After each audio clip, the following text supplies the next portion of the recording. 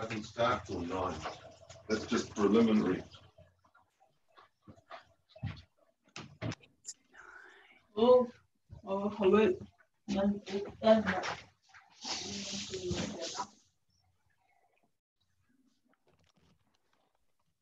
What did you call it? No, nothing, just a bit of saying we're not normally here at this time of the year. No, I mean, finished. No, it doesn't start till 9. That's just preliminary. So what?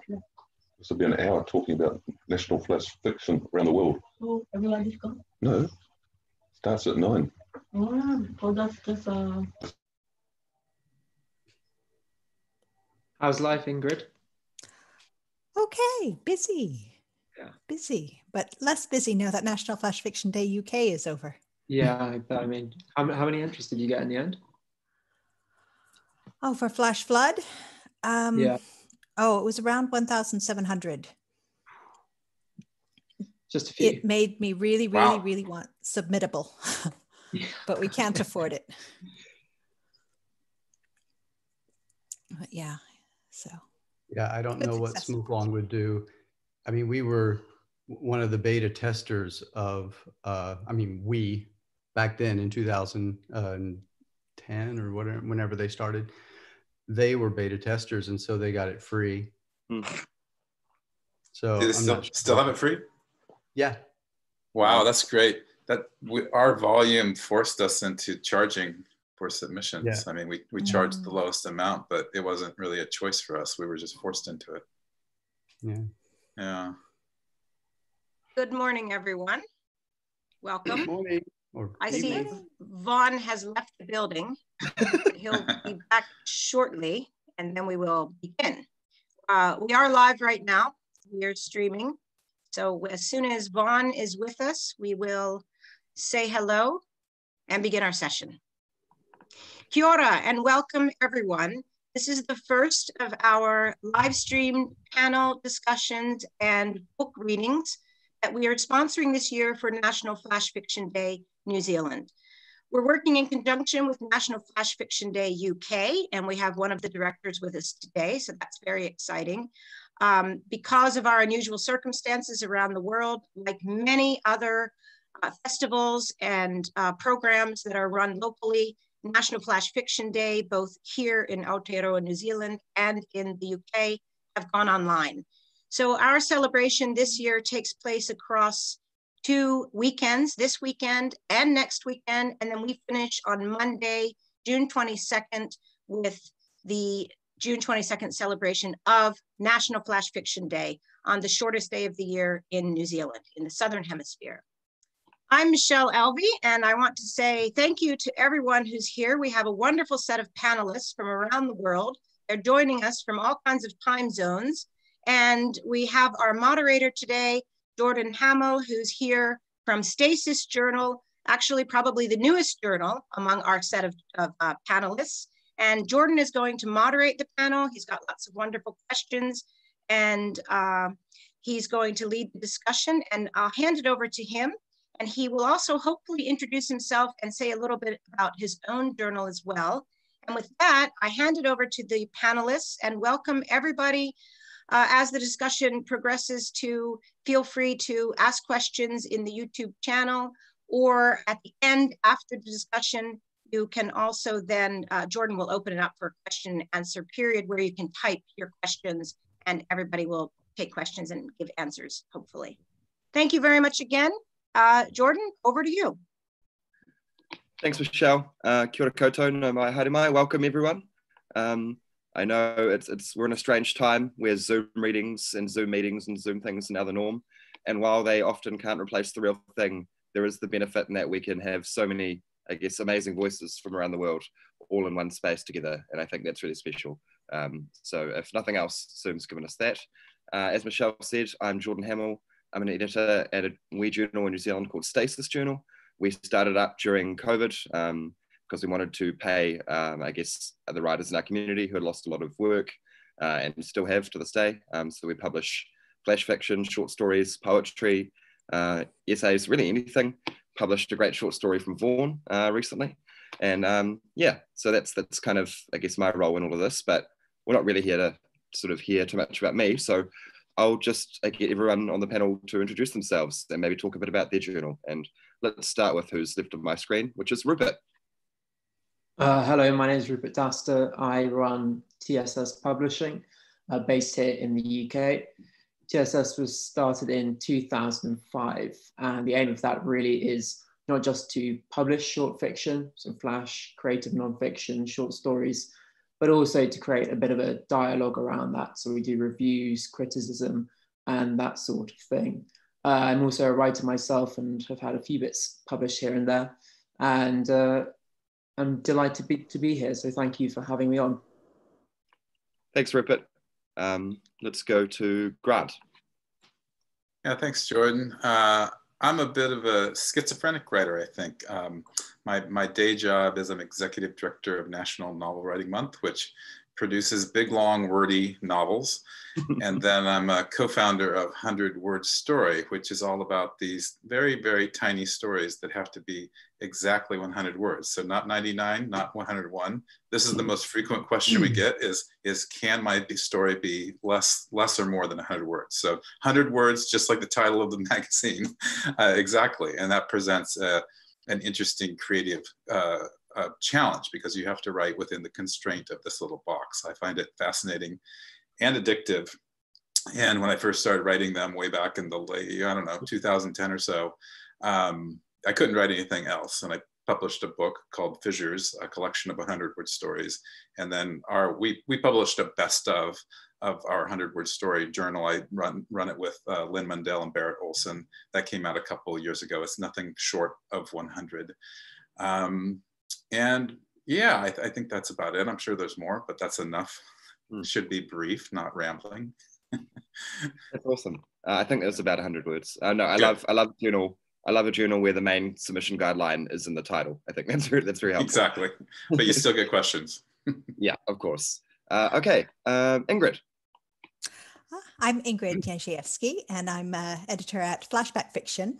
We started up in we got together in 2017. We were all involved in a Twitter conversation where someone was asking a lot of writers like myself who had published a historical flash fiction piece, where were the good markets for historical flash? And in our little Twitter conversation, we couldn't think of any, so we decided to start one ourselves. And we launched our first story in January of 2018. I'm also one of the co-directors of National Flash Fiction Day UK, where we publish all sorts of things, including an anthology and an online journal there, Flash Flood. Awesome. It's so cool that you can be in NFFD UK and also here. It's great to have you here. Christopher, you're in the middle of my screen. Hey, I'm Christopher Allen, the editor of Smokelong. Smokelong was founded in 2003 by Dave Clapper, and previous editors have been Randall Brown, Kathy Fish, Tara Laskowski, and I'm the current editor. I've been the current editor for co-editor for a couple of years now, and took over a few months ago. And this, the last issue was my first issue as editor of the journal. We publish flash fiction. That's what we do. 1,000 words or fewer. We get a lot of questions. Can I send you 1,035 words? And we say, no, you can't do that. So. Awesome, thanks, Chris. I'm sure that's going to be a running theme we talk about maybe later. Maybe some of the challenges of running and editing these journals is questions about limits. I imagine everyone gets them in some way. Vaughan, are you there? I think you're on mute. You're on mute, Vaughan. You're on mute. Unmute yourself.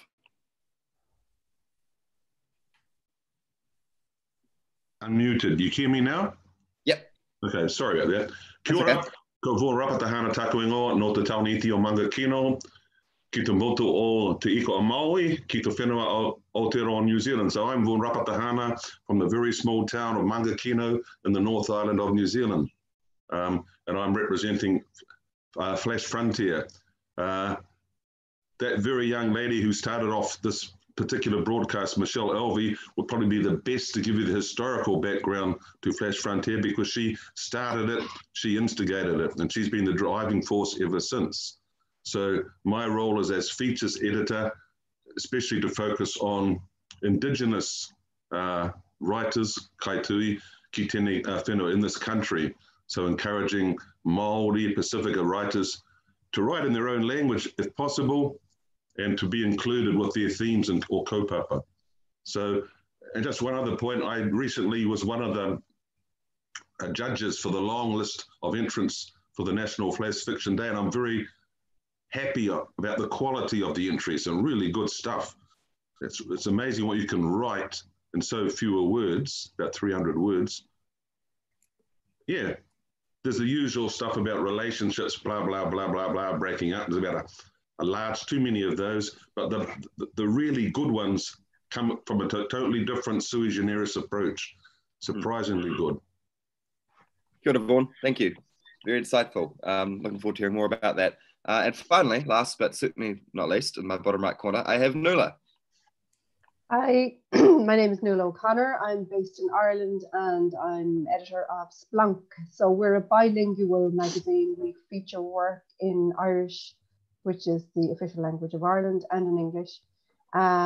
We take flash of 500 words and micros of 100 words. We started in January, well, we first met in January 2019. Our first issue was May 2019. So we've had 3 issues so far. That's us, Splunk. Splunk, awesome, nice and new, I like that. So I thought we'd start off today maybe talking about, I guess, sort of bigger picture flash fiction, and I guess like it's sort of increased in popularity in recent times. I think as far as the form goes, it seems quite new, and it also seems to be growing, I guess, a lot. And while some of you, like obviously from newer journals, I'm sure you've all been involved in the community for a long time.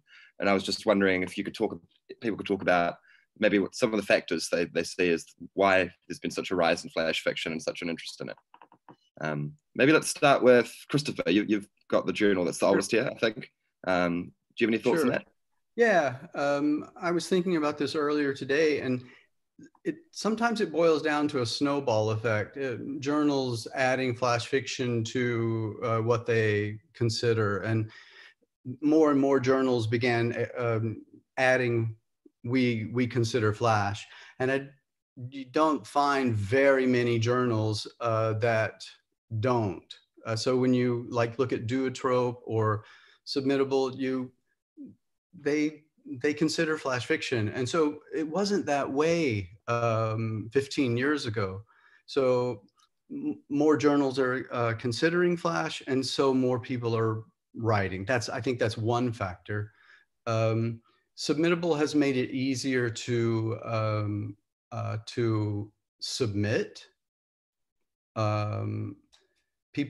Writers sometimes have this idea that flash fiction is really easy, and I can just write a bunch of flash fiction stories and submit them, and so that's why we get a lot of submissions. I think I was talking to Randall Brown about how many submissions they got 10 years ago, and maybe they got 5 or 10 submissions a day.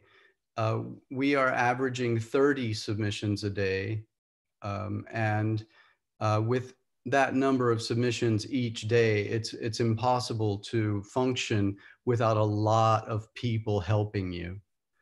So we have 16 editors, and we've just started a program of readers in residence where we will be asking for experienced flash writers each quarter to read with us. And of course, we have a quarterly guest editor who also reads with us. This quarter, it's Sarah Lippman. And next quarter, you're the first people to hear this. I hope Vanita Blackburn is going to be our guest editor for the winter issue. So we get a lot of help from a lot of people reading submissions. But to your question, I think it really has been a snowball that more journals considering flash fiction, the more journals and the more journals. So. Cool. Vaughan, have you found it in New Zealand? Has there been, do you think, an increase in sort of both readership and also writing of flash fiction in the last few years? Definitely, yeah. Yeah. I mean, it didn't really exist a few years ago. There was prose poetry, an increasing amounts of prose poetry, which has probably fed into flash fiction. But it's exponentially increased, I'd say, in the last probably 10 years. So it's good to have the outlets now. So it's not just Flash Frontier Online, it's other journals, including Stasis, that have openings for people writing prose poetry and the short fiction. So yes, it's a boom time. It's a whole new genre, and it requires certain discipline. Yeah, absolutely. The answer is yes, growing all the time. More and more people are interested, and more people are getting better at it, because it incorporates, it entails, it necessitates certain disciplines to be able to write that number of words and to write well in that number of words. Absolutely, absolutely. Does anyone else have sort of specific maybe observations or thoughts about the rise in it? I have numbers. Oh, go on. Ingrid? Yeah. Okay, Ingrid and Nuala, all right. Okay. With National Flash Fiction Day UK, we have this publication called Flash Flood, which publishes stories from midnight to midnight on UK National Flash Fiction Day. And it was founded several years ago, and at that time they found it a real struggle to get the numbers up. They were hoping to publish one story every 10 minutes, so 144. When I started as an editor there, one editor would do everything: read the submissions, go through them, respond.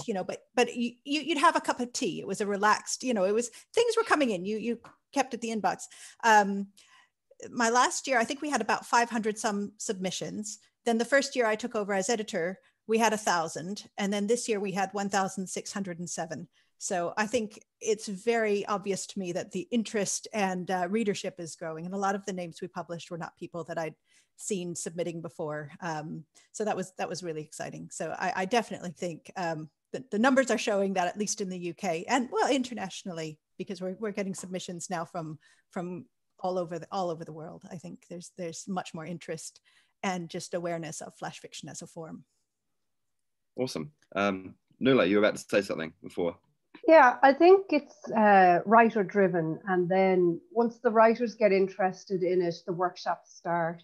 The Flash Fiction Festival in the UK has been great for bringing people together on this side of the world for sure. But I have to say, I still find resistance from arts administrators in terms of, like, I will pitch to them an event, a flash panel, or even a flash workshop, and there's still a slight wariness in Ireland, which was why really I set up Splunk. I saw a gap in the market for a flash only entity in Ireland. But things are changing. We pitched to the Dingle Literary Festival, which takes place in November, and they are going to host a bilingual flash fiction workshop. And I taught a flash fiction workshop there last year as well. So I think it depends on who you're dealing with. I pitched to an arts centre and they said, no, I don't think this will sell. And I said, well, let me just try anyway. And of course it was oversubscribed because the writers know about it. It's just taken a little longer for the people in power to see that it is something that writers want, that it is something that's actually quite an easy sell when you get going. That's actually my take as well. I think the establishment's really late to the game, whoever the establishment is. Like my main barometer is every year I go to the AWP conference, and I'm amazed how many young writers love Flash. I mean, they're super passionate about it. They're writing it, but there really is an age divide. Maybe that speaks to the way that journals have opened their doors or welcome themselves to Flash, like you were saying, Christopher. I do also think there's something about the internet, that you can post a story and it can be read online in a very easy way, like when you're streaming your Facebook posts, but also I think it speaks to capturing our existence, because our existence is so fragmentary and disparate and scattered. And so I think the form really is necessary to capture the way we live life now. And it's just interesting to me, these tensions, because I have the same experience, Nuala, that I oftentimes, when dealing with more establishment organizations, it's unrecognized or very secondary to them. And I'm always surprised at this point, having watched its growth for the last 15 years or so. Yeah, that's you raised a couple of really good points there. First, I guess like it seems like one of the mediums for the internet. It sort of seems custom made for it in a way, in that it's bite-sized, it's very accessible, sort of like the YouTube of the literary world in a way. It's kind of what I think about it, not in a disparaging way at all. And I think, yeah, it's as a medium, it can reflect the nature of society so well, whereas others maybe can't. And I guess the establishment is kind of by nature always going to be reactionary, you know, sort of they're always going to be a bit late to the game. They're never going to be forefront. And so, yeah, has anyone else sort of run into those challenges with, I don't know, maybe trying to get funding or festivals, or just trying to get things that people are like maybe sort of not quite on the Flash train yet? And yeah, is that linked to?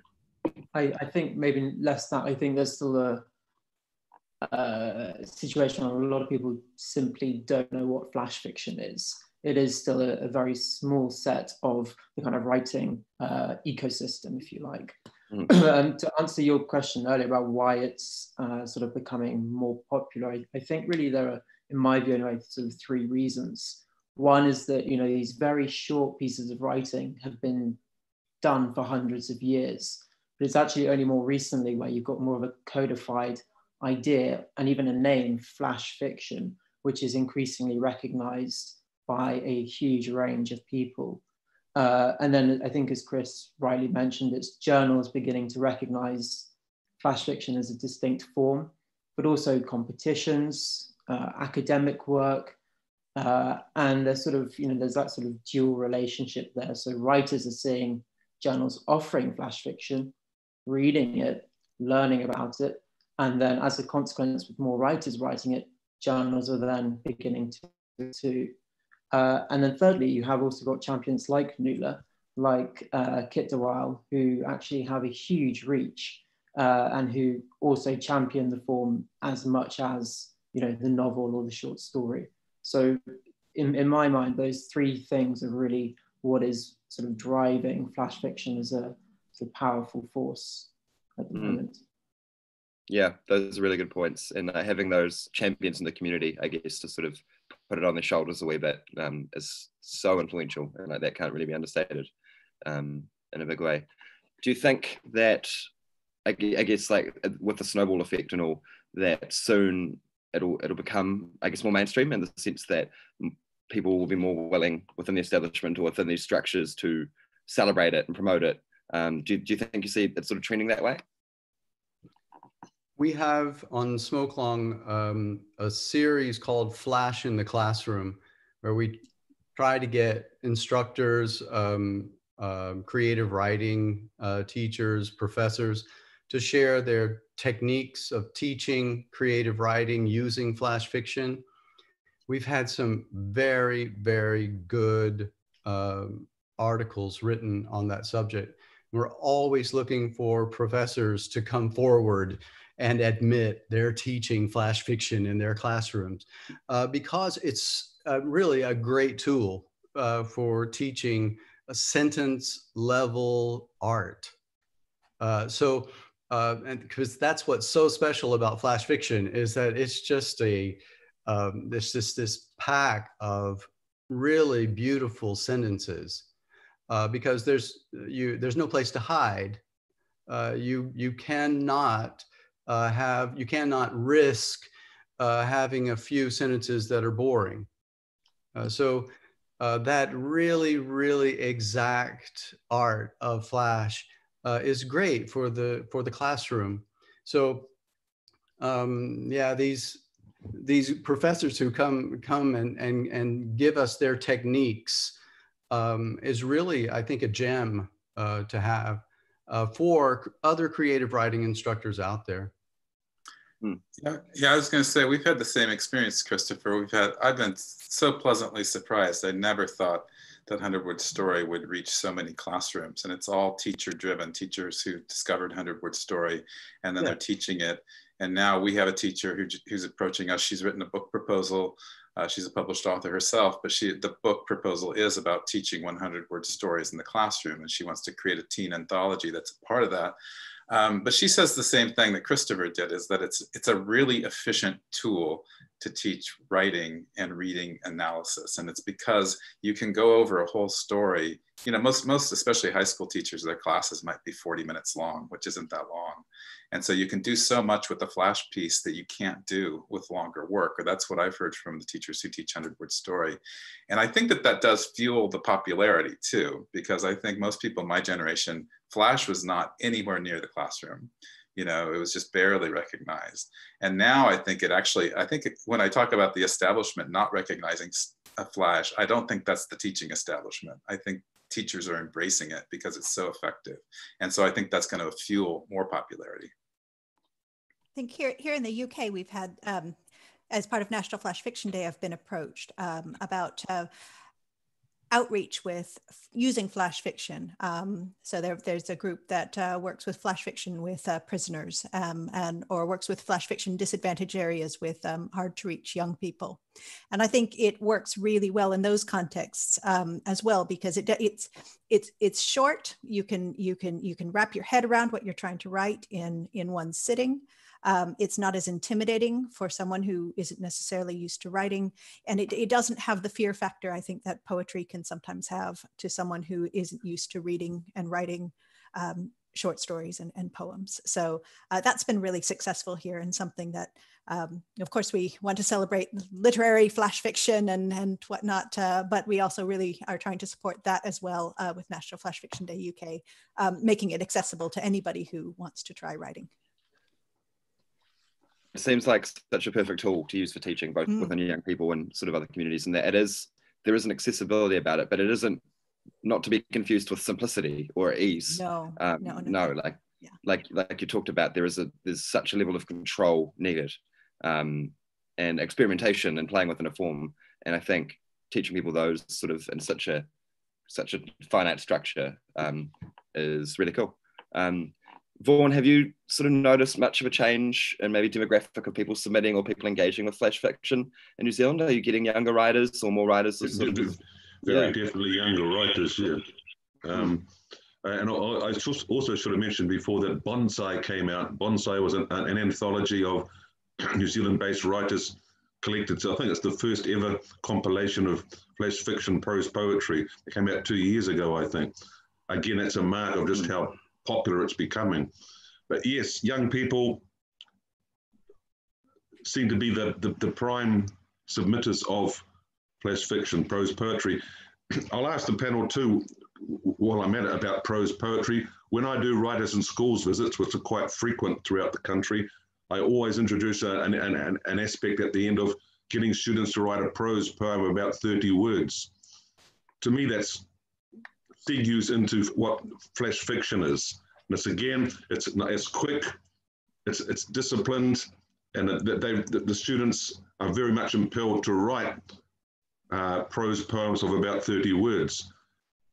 Throwing it back to everybody here, do you see a line between prose poetry and flash fiction, or do they merge? To me, they merge, because great flash fiction is a form of poetry anyway. But I think that's a question we should talk about. Oh, it's a hot topic. Is there any difference, really? The best definition. Go ahead, Chris. I always say, write what you want to write what you love, yes. Call it what you want. Yes.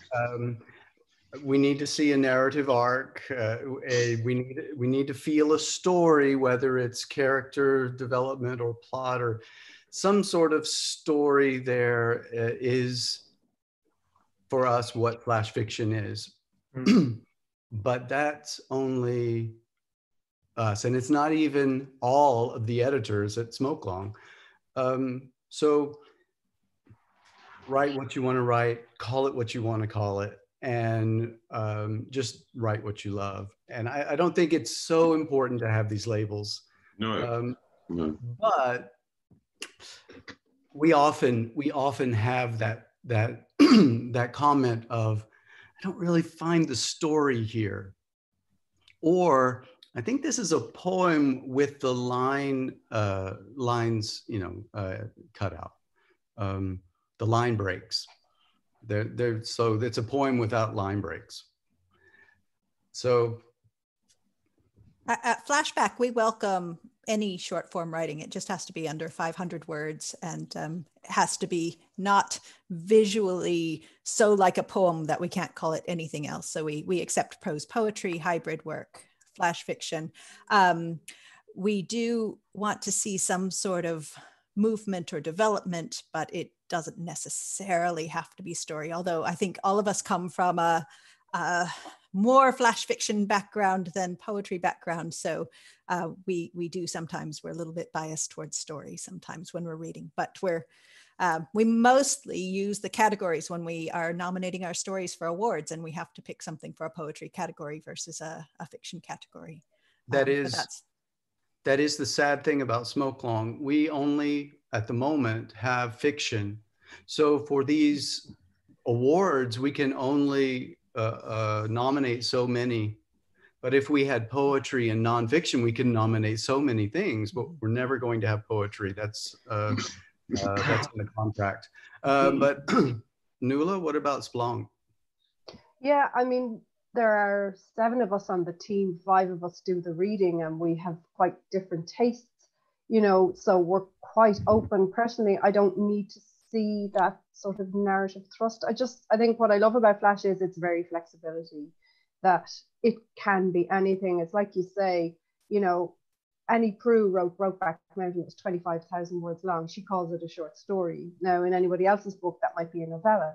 But if Annie says it's a short story, it's a short story. So if you show me your squared off poem and you tell me it's a flash, then it's a flash, you know. So, and I always try to emphasize that when I teach workshops, that it just doesn't matter. Don't be getting all hung up on, you know, definitions and genres and all of this. Just do what it is you want to do. Like, and this is one of the benefits of teaching Flash, is that there is so much diversity within it. So there's people who write incredibly funny Flash, like say Meg Pockrest. She writes these stories about very ordinary, maybe mundane situations, but she makes them incredibly funny. You know, just she has this natural sort of deadpan humor. And then there's somebody else who might write something very serious, maybe like Sharon Telfer's historical Flash, which are just, you know, poignant and dripping with melancholy, and they're beautiful Flash. So there's just so many different things you can bring to the table as a teacher and as an editor and as a writer. And that's what's brilliant about it, that I think sometimes poetry is seen as a bit po-faced, whereas there's a lot of fun in Flash. There's a lot of room for, yeah, pet hate word quirkiness, but you know what I mean, that there's a lot of room for experiment and going in different directions, and for experiment with form as well, which I think excites a lot of writers, that they can write it like as bullet points or as a list or as, you know, the end is the beginning or that kind of thing. And, you know, that's fun. Writing should be fun. You shouldn't come to the desk full of angst, you know. It should always be, what was it Stephen King said, inspired play. Mm-hmm. I was going to say, when I teach Flash, I do this trick portion of the class where I present like this question, prose poem or story, and I flip it. I take a prose poem by Robert Haas and read it and have them guess whether it's a poem or a story, and then I take a more poemy short story and read it and have them guess, and of course they always get it wrong because Robert Haas's prose poem of the story of a body is very narrative, you know, and the other one isn't. And so, yeah, it's just what the author calls it. It's very irrelevant to me. I think, like you all said the word, I think movement, that you need to see movement in the story. And I feel like that's what we're looking for too at a 100-word story. So a 100-word story really lends itself to prose poems. The form is really, it invites it in a lot of ways. And I'm very receptive to that in our submissions and to even vignettes if they're really well written and powerful. But there does have to be movement though. I think you need to feel that tension and movement, and that's the way I define story. Rupert, your site focuses a lot on, I guess, the surrounding discourse and conversation. Do you see a lot of sort of, I guess, discussion of playing with the form, breaking the form and things like that? I mean, certainly play with the form.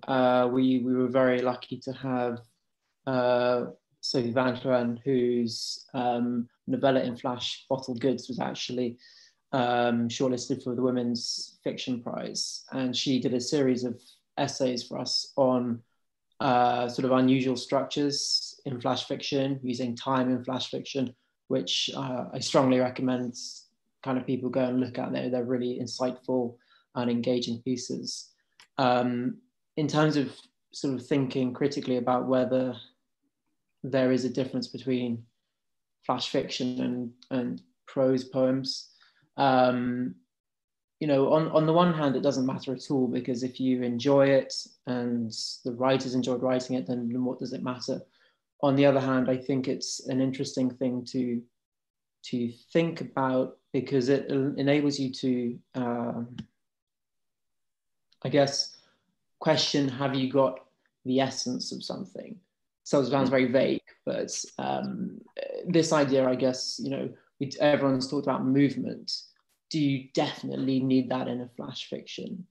And if you definitely need that, are there other things that you might need as well? And I think those are interesting questions to ponder. Don't have an answer, but they're worth pursuing. Let us know when you have an answer. No, I think those are really interesting questions. And I guess the thing about those kind of conversations is they can't happen if it's always the same people doing the same things. And as well as people who are sort of involved and very proficient, trying new things and like sort of experimenting with the form, it's also the introduction of new and diverse voices, which I think is a really big point. And obviously we've got a couple of journals here, Noula's and Vaughan's, that are bilingual. Anyone else publish in just other languages? Chris? We have our Global Flash series that we've run for the past 2 years. So we've published stories in French and Spanish and Danish and German. I'm the German editor. We're open for German and French always, on a rolling basis. We've published in Hebrew and Kiswahili. Right now, we are taking a little break from it and trying to rethink what we're doing. We offered the opportunity for the Smoke Long Award for Flash Fiction for translators to submit, and we got a few stories, and actually one was good enough for the issue, and we started talking to the author. And found out that the Hebrew version of the story had been published. So that was terrible, because we were really I was just about to accept the story. Damn. And I was reading, thinking, this sounds strange. And so, of course, we only publish previously unpublished stories. So that was sad, because it was a story that was really good. And but no, we do publish in various languages, and we're always open to working with editors who are also translators. Even for the journals here that don't, I guess, publish in two languages, I'm sure you all serve very diverse communities. Have you seen in recent years, I guess, maybe more, I guess, like underrepresented or marginalized sort of communities or people coming into the flash fiction sort of thing and getting involved? Yeah, does anyone have any thoughts on that? Maybe more working class voices coming in. Yeah. We would like to see more. Ireland was very monocultural up until very recently. So we've only recently had influx of immigrants to the country. So we've had a few Indian writers published in the magazine, but we're not getting a lot of diverse voices in. So we'd like to see more of that. I'd love to see some traveller stories. We don't do English language versions of our Irish language stories. Irish is a so-called minority language, and it's a political issue that these writers write in this language for a reason. They don't necessarily want English language versions of their work available. But if they do want that, then they have that choice as well. But so far, they haven't asked for that. We'll happily facilitate their versions or someone else's versions if they want them. But I think it's important to just obey whatever is there in those terms, whatever the writer brings to the table, well then that's what you try and offer as a publishing experience for them. But certainly we would love to see more Irish African people publishing with us, Irish Polish people, you know, that would be fantastic. And I'm sure it'll happen. It takes a while sometimes for writing communities to grow and to find the outlets, you know. We're still new and we're still sort of just trying to make our name as a journal. Mm-hmm. I guess like one of the things about good editors is that they never try to force their experience onto the pieces they're looking at, but rather try to, I guess, empathize and see through that. And a lot of the times for that, you'll need certain levels of, I guess, cultural capability or understanding or empathy that journals often lack. And I guess it's, like a constant, issue maybe that we all probably battle with. Vaughan, do you get a lot of stories that are solely into now, or is it sort of a mix? Not enough. We certainly want, we encourage that. We have a feature every issue on an author who may not be a specialist in flash fiction, but is interested. And so we interview them and we ask them about their reactions to flash fiction and the need to write in te reo, or the language, te reo Māori, the Maori language. So there are some submissions, they're an increasing number, we need more. And we encourage and have had editors from a Māori ethnic background like Paula Morris, Kiri Piahana Wong. Aparana Taylor's going to co-edit with me the next Matariki version of Flash Frontier. Matariki for the panel is the Māori New Year, the Pleiades come out in the middle of July, I think it is. So again, it's exponential, it's growing. So the more we encourage it, the more entries come in and the more people attempt to write in te reo Māori or in Pacifica languages or in other languages. My point here is, though, they cannot really be translated. If you think about what Wittgenstein said, which is incommensurability, languages cannot be translated unilaterally into the other language. So they're always going to miss out on something in that translation. So in an ideal world, people need to learn more languages to understand and respect the original language submission. So that's what we're aiming for. Because in this country, it's a multicultural, multilingual country. And get away from that English language hydra, which I've termed it in a couple of books, which dominates proceedings. And I won't rave on, but English language has its own way of forcing people to think only in English language contexts, and thus not bringing in Indigenous metaphysics and ontologies. I think, yeah, those are really good points about sort of, you can't translate things. And I guess the idea of certain, especially in, I guess, Te Ao Māori, there's so many concepts which just don't translate. That's right. Or lose something within the translation, and it's noticeable. And I think as we will grow, I speak for New Zealand, as we sort of grow our, I guess, like understanding of the reo and the language, hopefully more people will be able to engage in these stories. And I'm sure you all have probably similar things. We're running quite short on time, which is, it's just gone so fast. So I think there's about 50 other topics I wanted to talk about, but I think we're going to have some questions soon. So we might quickly just go around. I'd love to hear from everyone, maybe like sort of one or two things that they hope for the future of maybe their journal or flash fiction as a whole in the community. Just sort of going forward, what they'd love to see or what they hope will happen. And let's go, Rupert. You put me on the spot there. That's unfair. Yeah, sorry, on the spot. I would definitely, sort of touching upon the earlier point, we'd definitely like to see a wider range of voices, flash fiction from a wider range of communities, 100%. It does strike me as quite white, to be honest, in England in particular, you know, and I don't think that's, you know, anyone's fault, but it would be nice to be reaching a wider audience, wider number of writers, and just, I would be really happy to see that if we could see in the next couple of years. Nice. Grant, anything from you? Yeah, just a couple of things on when you said that mostly, you know, flash attracts a lot of white writers. I think that's true, and we don't track this in our submittable, but if we did, my guess is that most of the people who submit to us are white. But I was also, because of world events recently, I've been thinking about the politics of writing, or, you know, there's this statement that all writing is political by the nature of a voice coming into the world. And there's probably a lot of truth to that, but I've been scrutinizing my own writing, which I think tends to be, different or not explicitly political, put it that way. So I've been wondering, how do you capture what's going on in the world right now in a way that's nuanced and full of art, and that isn't didactic and isn't sort of, I don't know, I think there's a didacticism, and we're all taught in writing not to be didactic with our stories, and I think there's a reason for that. I think they can become kind of, I don't know, preachy or more akin to a persuasive essay maybe. But I think Flash is perfect, actually. Like when I think about how to write about this moment, I think it's about capturing the fragments of what's happening and these little nuances and these moments. And the moment really tells the bigger story in a way that writing about the bigger story is just so hard to do.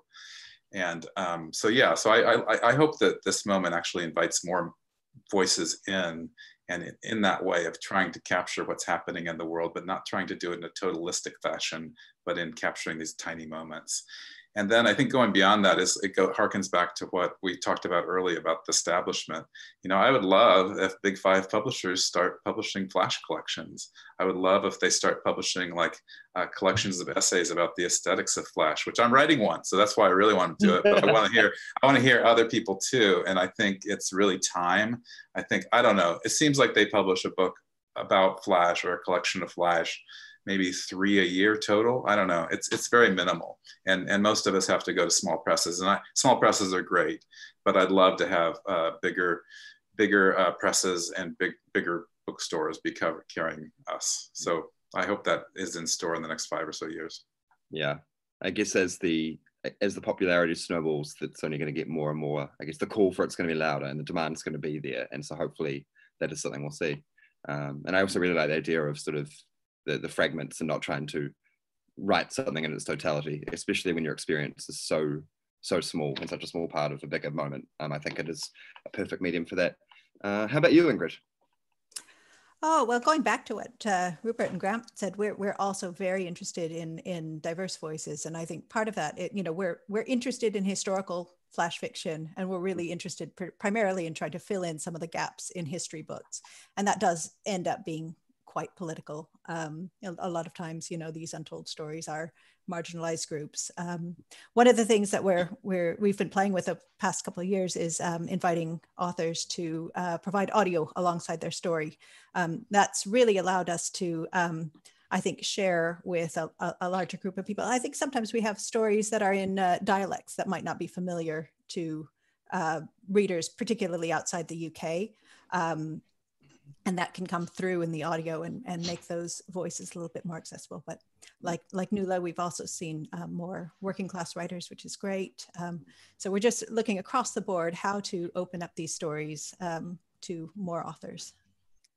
It's really cool. And I think it's cool that you're doing it in such a conscious way. And I love the audio idea as well. I think so many stories are sort of written to be told, all performed. And I've got a background in performance poetry, and when you try to put it on page, it's always hard to translate some things and energies. And I think that's really, and it opens up to a wider community who may not feel like reading or may not be able to. And I think that's really cool.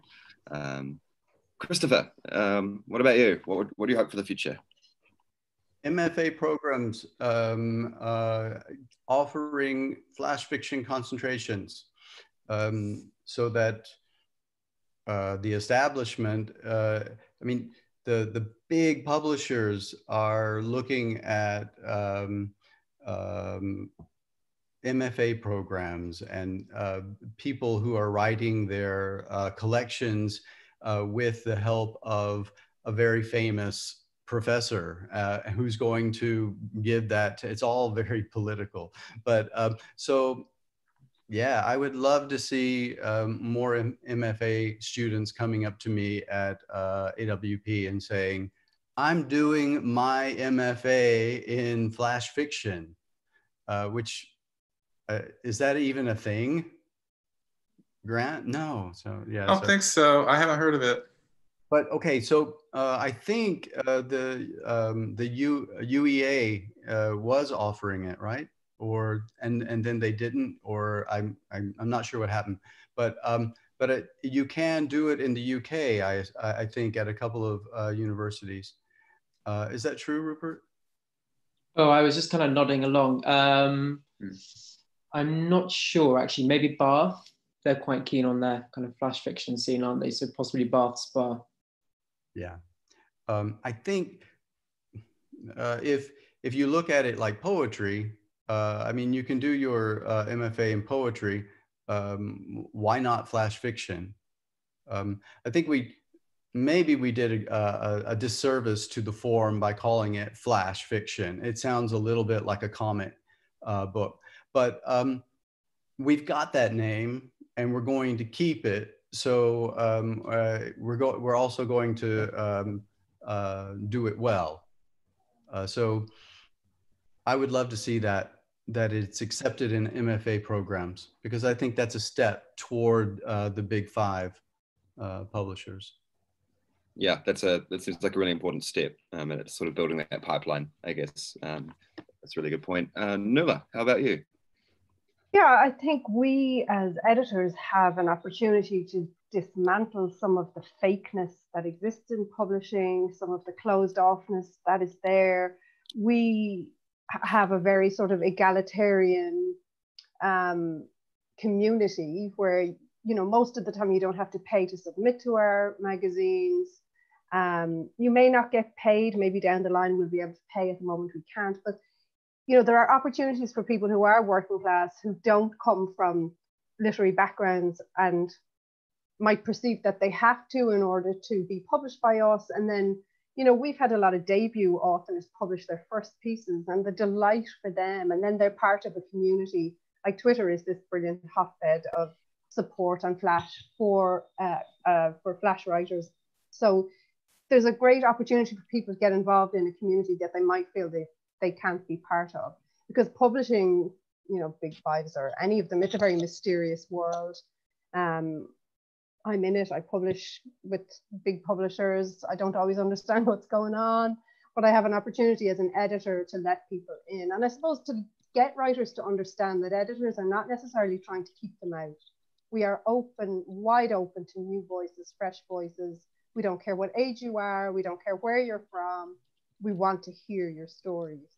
And I think that people feel that, and I certainly did starting out, that publishing was a mysterious land, only open to people who knew someone or knew something.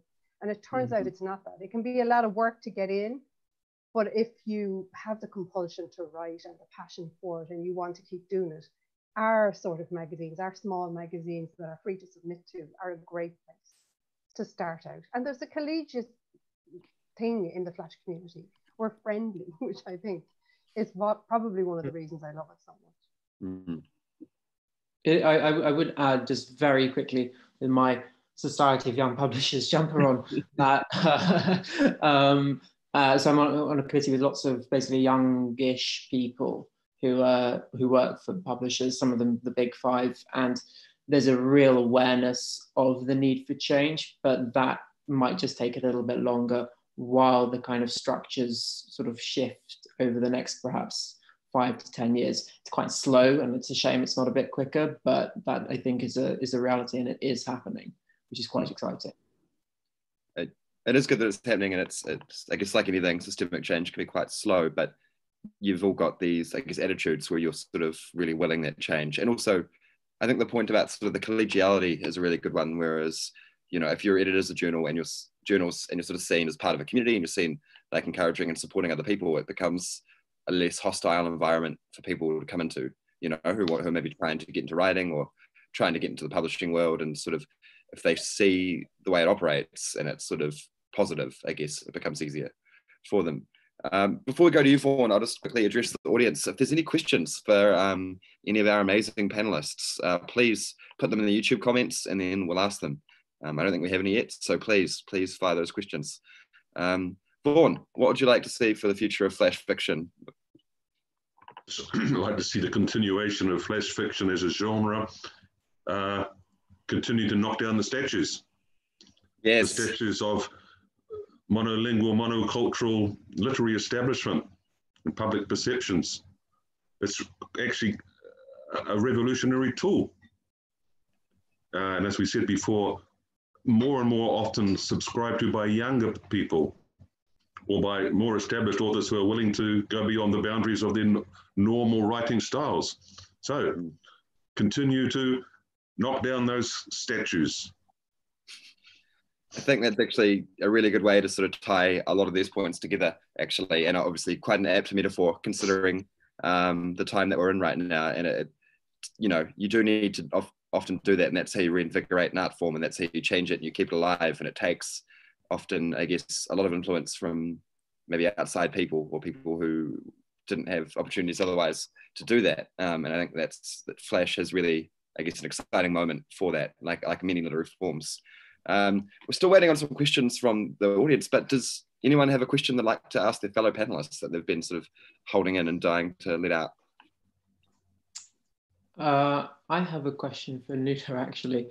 I was reading through the Biffy 50 lists earlier today.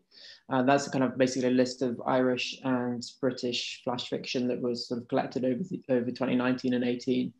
And it struck me that a lot of the voices from sort of England or sort of English voices, they were often set abroad. You know, the stories were often set abroad and it was of surprisingly high frequency. And yet, I think a lot of the Irish writers did seem to write about Ireland or with strong Irish characters. And I wondered whether that's something you notice with Splunk and whether that's something you notice more generally. Is that a sort of a literary trend in Ireland, do you think? I suppose the bulk of the writers we publish are from Ireland, simply because our Irish language section, which is small, bumps up those numbers. But then I suppose the UK is probably our next biggest section of people that we publish, the US, and then some from Europe, and then Australia and New Zealand. I don't know in terms of submissions what that breakdown is like, because our submissions are anonymous, and so I don't see the breakdown in that sense. Colloquial voices come in for sure from Ireland, not so much from other places. I find a lot of the time, because we're so steeped in the culture of America via television in this country, and have been since television began in whenever it was, the 60s, that sometimes when I read American stories, they don't sound as fresh to my ear maybe as the ones that come from New Zealand, Australia, Europe, Ireland, England, because the language is so, how can I say this without sounding rude? In a sense, ordinary. And because we're so steeped in it from television, maybe there's a homogenizing of language in the States. I don't know. But I do find often the stuff from the UK and Ireland and New Zealand, they're less afraid of colloquialisms, less afraid of ordinary turns of phrase, less afraid of fragmented conversation and things like that. And so they have this sort of freshness on my ear that is actually what I'm looking for as a reader always.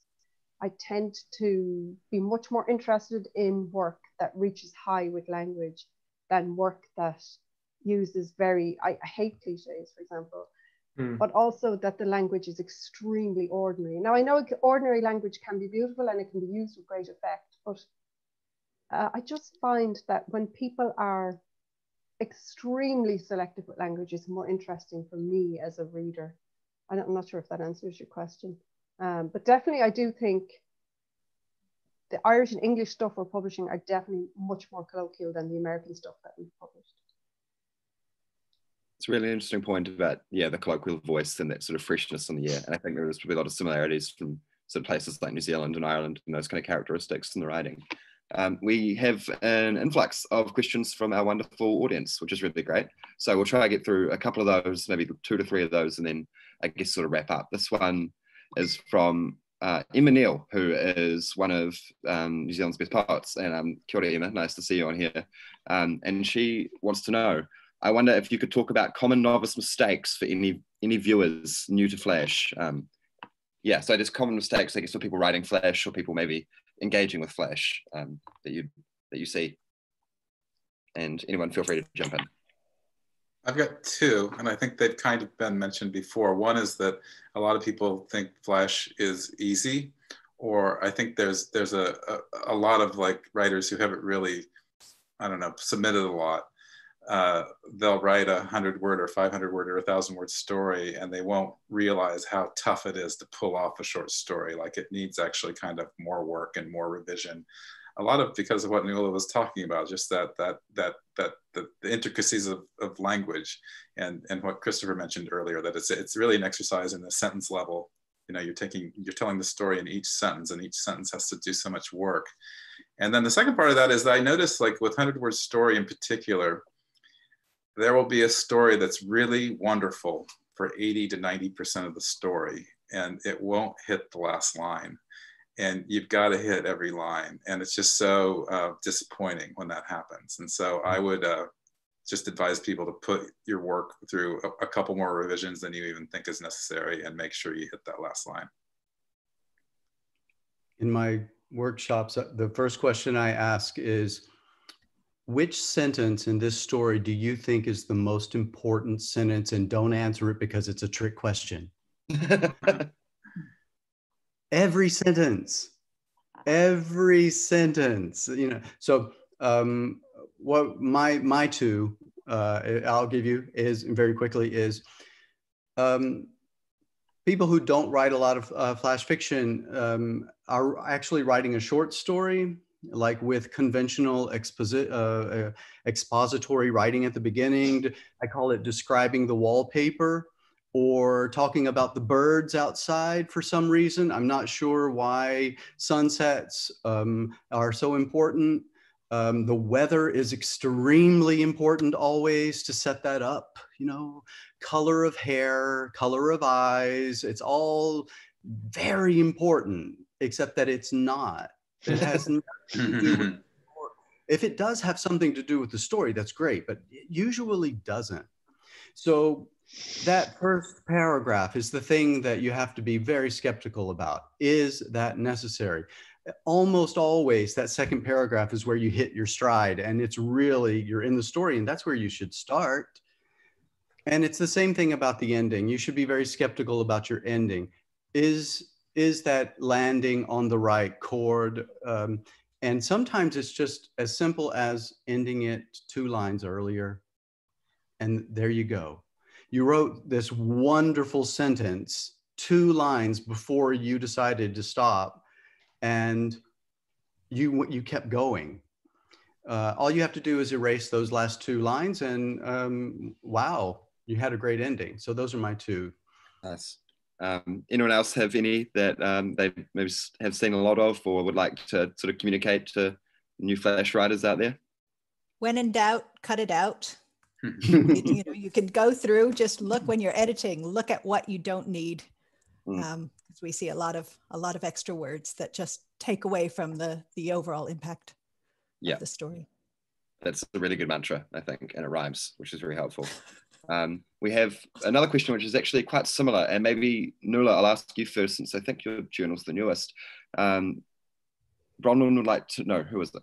Someone would like to know what advice you'd give to editors starting their own flash fiction magazine. Any tips for potential editors or publishers out there? Don't do it. It's incredibly time consuming. My mind.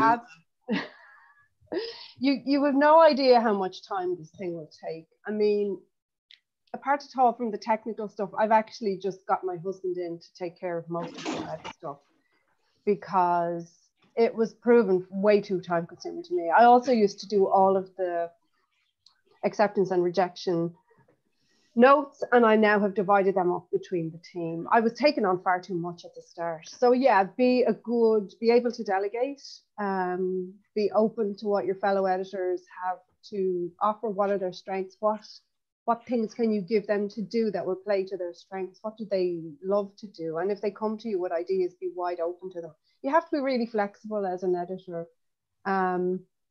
Don't decide you're going to have 4 or 5 issues a year. You know, be modest in your expectations at the start. Decide to start with 1 issue and then see where you are, how much work it has taken.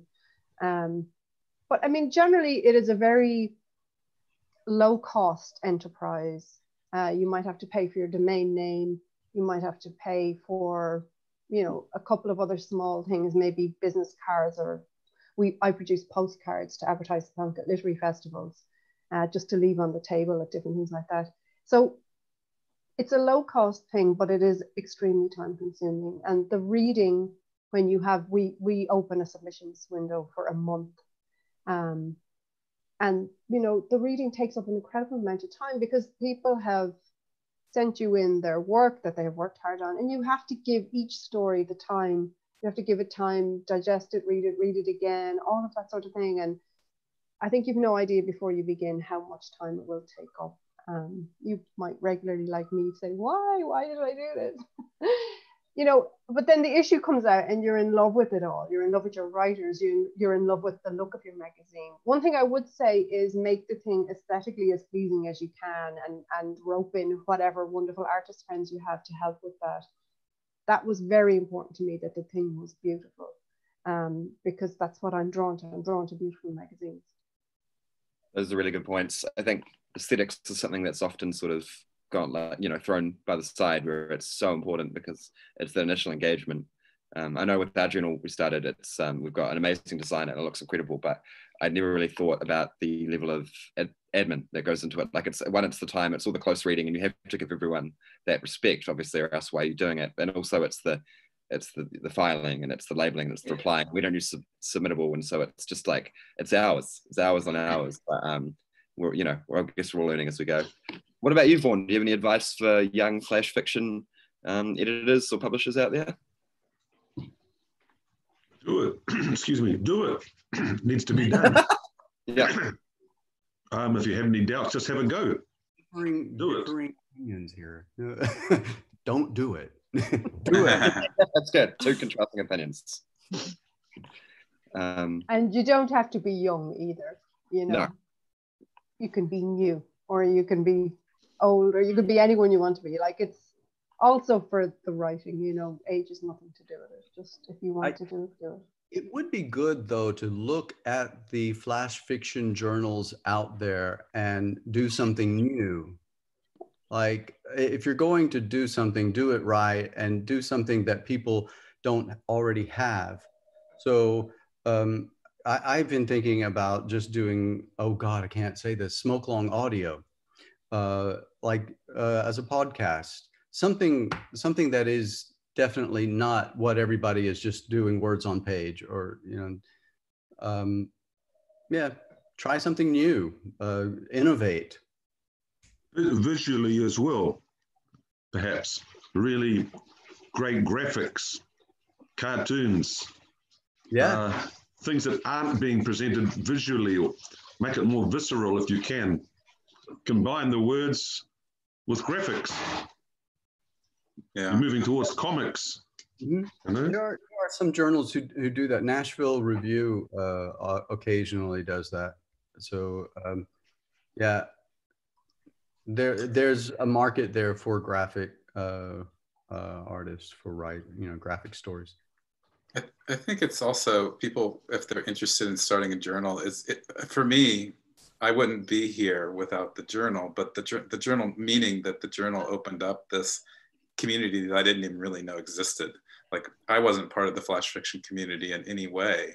And opening up this journal, it's been really interesting to me as a writer community, how it's different than other writing communities because of its nicheness, you know, like when we've all been saying we want it to be recognized by the establishment. Well, I think one thing that's nice about it not being recognized is its very nicheness and openness and friendliness, you know. So I think if you're interested in starting a journal, yeah, look at all the ones out there, do something new and different, and you'll find a place. You know, people will welcome you, both writers and the community people like us. So yeah, and I think, Vaughan, yeah, just do it, man. Like, I knew nothing about it, and per the time commitment, like I couldn't. I say I cannot. If it weren't 100-word stories, if they were 150-word stories, I couldn't do it. It takes a lot of time, and we've been hacked like at least a few times, which has been hugely time consuming, and it's taken a lot of money too. So I do think you have to I mean, for me, when we started it, I said I'm going to do this for 5 years minimum, because if you don't do it for 5 years, you'll never, why do it? You're just going to do, I mean, I think you need to like look in and see what your commitment is, because it will only be success if you commit to it. So, yeah. I think that's a really good place to leave it, actually. I think we're sort of getting towards the end. I think those are some very, I guess, wise words for people who want to jump into this. And you've got a wealth of resources, I guess, there at your kind of fingertips. And all these amazing people here have incredible journals. And I'm sure by the sounds of it, everyone in the community is very more than willing to, I guess, lift other people up and help other people. And I think finding that community is such an important part of it. And it helps so much. Like I know it's helped us going forward, is that without the people around us supporting us, we would have failed. And I'm sure it's the same for everyone here. Yeah, I'm sorry we didn't get to all the audience questions. We are running a bit over time, but I hope everyone on YouTube out there enjoyed it. Thank you guys all so much. You're awesome. I wish we could have, I feel like this conversation could have gone on for 3 hours and we still wouldn't have covered everything that we would want to, which is a good sign, I think. It's really interesting to hear all the different perspectives going forward. So thank you all a lot. I really appreciate you all being here. Thanks to the magic of Zoom.